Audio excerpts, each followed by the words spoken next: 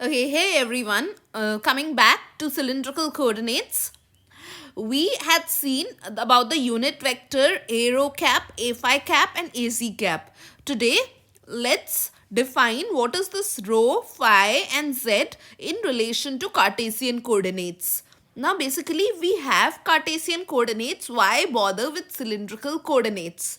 Well, if you have certain cylindrical surfaces, bigger ones, complex ones, but definitely we can use Cartesian coordinates, but it becomes more complex. So we don't want to get into complexity, we want to simplify our procedures. So we have defined rho, phi, and z as the coordinates so that we can define a cylindrical surface better. Basically, rho you can consider it as the radius of the cylinder, phi as the angle, depending on whether you have a full cylinder or just a section of it. You can define phi from varying from 0 to 360 degrees, and z you can define it from minus infinity to plus infinity depending on what your surface is. Okay, so basically our total purpose is to simplify our calculations. We don't want to get into complexities. Okay, so as we had seen previously that this rho is the radius of the cylinder. So if rho is here and this is angle phi starting from x-axis, what is going to be this length? This is, as this will be rho sine phi. Okay, okay, so basically this is rho sine phi, and this portion is rho cos phi. Okay, so basically this is 90-degree. Consider just xy plane. If you can't understand over here, then let me draw xy surface for you. Xy plane, then this is rho, and phi starts from x-axis. Okay, so this is basically 90 degrees. So if I have to say what this portion is, then I'll say it is rho sine phi, and what this portion is, I'll say it's rho cos phi. So this is how you can define x is equal to, you can say, is rho cos phi, y you can say rho sine phi, and z coordinate is obviously same, so you don't need to define it anymore. Okay, then next, if I have to go reverse, basically what is rho equal in terms of x and y. So as you can see, we are cos is there, sine is there, just square it. X square plus y square will give you rho square. So I can define rho is equal to root over of x square plus y square. And as you can see in this graph as well, in this graph you can see this is phi. So I can say tan phi is equal to, it will be, I can define tan phi is equal to, I can say this is y by x. Okay, just divide these two also if you want. Then that means my phi is tan inverse y by x. So basically what is it that I got? I got x is equal to rho cos phi, y is equal to rho sine phi, and z though obviously remains the same. And in the other side, other way around, I'll say rho is equal to root over of x square plus y square. Phi is equal to tan inverse y by x, and z is z.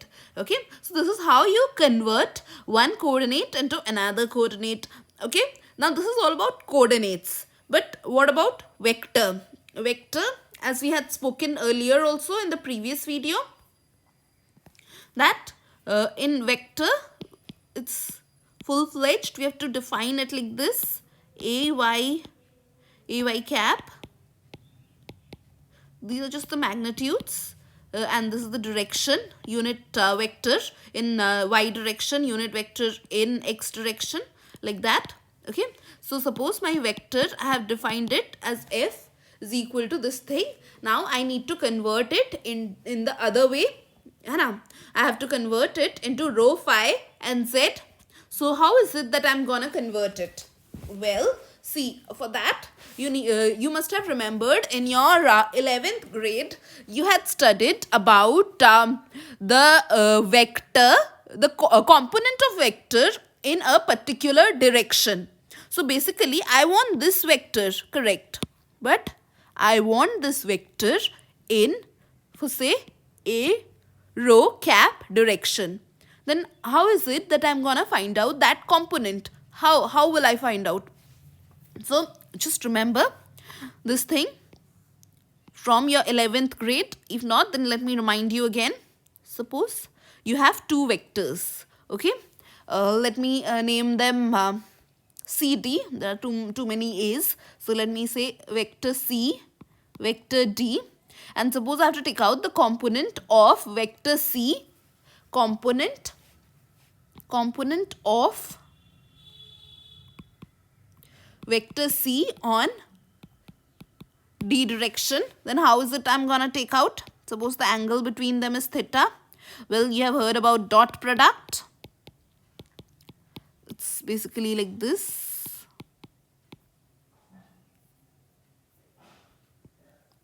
Okay, cos theta. So when I talk about component of C on D, so this much will be the component. If this much will be the component, then this will be C cos theta, isn't it? This magnitude will be C cos theta. So I'm interested in C cos theta. So what is it that I'm gonna do? I'll do C dot D, okay, divided by D magnitude, isn't it? And as you know, D vector by D magnitude, this is basically unit vector in D direction, isn't it? So I can write it over here. How can I write it? C dot D cap. I can write it like this. This is just unit vector in D direction. Okay, so basically my purpose here is also to take out what is a row. What is a row? That is, what is the magnitude of f vector in a row cap direction. Okay, so I'll use the same procedure. Hannah, I'll use the same procedure. What should I do? You guys tell me. F cap dot a row cap. This is what I must do. Okay, so I'll write it like this: ax cap plus ay cap plus az cap dot a row cap. Okay, so this is what I must write so that I can take out my, this is my magnitude of the component of f vector in a row cap direction. Okay, then similarly I'll use the same thing to take out others as well. That is what should I do? A phi is equal to, again I'll do f dot a phi cap.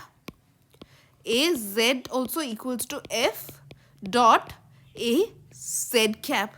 Okay, this is what I'm going to use to take out what is a row, a phi and a z. Okay, now what I want that you should do this drilling process yourself and tell me what is a row, what is a phi and what is az, and I'll solve this in the next video for you guys. Okay, thank you.